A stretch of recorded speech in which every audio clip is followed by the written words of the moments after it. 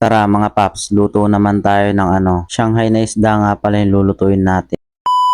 Panibagong buhay, panibagong araw na naman mga paps. Meron nga pala akong nabili sa Nabaliches itong isdang matambaka nga pala yung nabili kong isda. Gagawin nating Shanghai. Meron din pala akong nabiling carrots dun sa palengke din.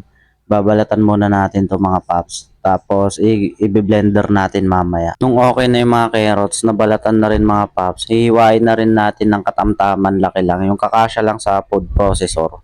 Tapos hanggang sa mahiwa ko na rin lahat yan mga paps. Tapos isunod ko na rin hugasan yung yung sibuyas bawang. Balat na rin pala yung mga yan mga paps. Tapos hindi tayo ng dyan mga paps ng kalan. Tapos pakulan na natin tong isda. Tapos kasi hihimayin kasi natin ng isa-isa yan mamaya mga paps eh. Yan yung mga nakakapagod na gawin mga paps. Nung okay na dyan mga paps, blender naman natin tong mga gulay mga paps. Sama na rin natin yung mga yung mga bawang tsaka sibuyas. Nung okay na din yung mga carrots natin mga paps, lagay lang natin sa mangkok tapos ihiwalayin muna natin yan. Tapos yan mga paps, kumulo na yung isda. Hihimayin na natin yan mamaya mga paps. Papalamigin lang muna natin. Tapos ayan, hihimayin na natin. Tapos yan, di ba malamig na mga paps. Ayan na yung mga nakakabagot na gawin kasi mag-isa lang ako dito sa bahay. Nung nahimay-himay ko na nga pala yung mga yan mga paps kasi hindi na masyadong matinik yung mga paps kaya saglit ko lang pala nahimay yan. Tapos yan okay na. Tapos durugin naman natin.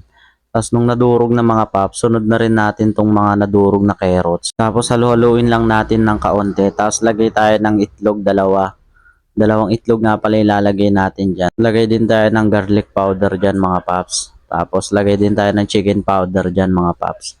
Tapos maraming paminta. Tapos yan betchin. Yan lang yung mga ingredients na ilalagay ko mga paps. Tapos asin. Ayan. Nung nalagay na yung mga paps, halu-haluin lang ng konti. Tapos yan, lagay tayo ng cornstarch. Pampadikit yan Tapos yan maglagay din tayo ng dahon ng sibuyas dyan guys. Ginunting-gunting ko lang nga pala ng maliliit yan. Para hindi naman sagabal pag kinain. Tapos yan, okay na. Ilagay na rin natin sa wrapper. Dito nga pala mga paps, hindi na ako yung gumagawa dyan mga paps. Kasi hindi ko alam magbalot ng ganyan Tapos maliit pa yung wrapper. Ayan hanggang sa painit na tayo ng dyan mga paps. Mantika. Di ba?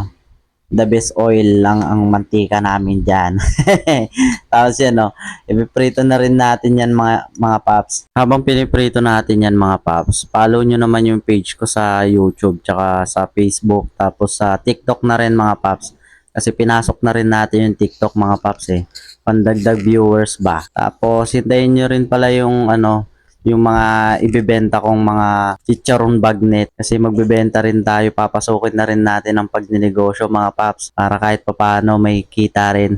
Kaya mga paps, abang-abang lang kayo, sana suportahan nyo yung aking negosyo. Tapos yan di ba okay na. Kung nagustuhan nyo yung video ko mga paps, pwede kayong mag-comment tapos sabihin nyo kung tama ba yung prosesong ginawa ko o hindi para baguhin natin. Salamat sa panonood.